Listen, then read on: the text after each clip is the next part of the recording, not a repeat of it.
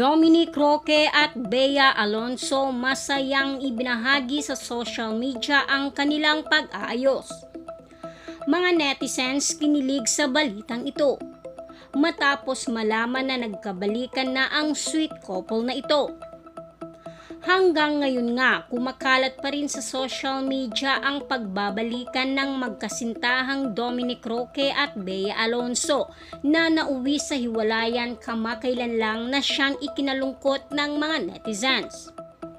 Kung matatandaan nga natin na nagkaroon ng gulo sa pagitan ng dalawang ito na nauwi sa hiwalayan ang kanilang relasyon.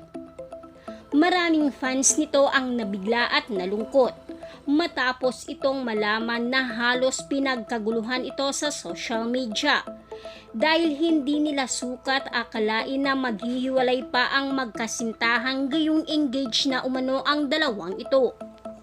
Ngunit kahit ganon ang nangyari sa dalawang ito ay umaasa pa rin ang netizens na muling magkakabalikan ang dalawa.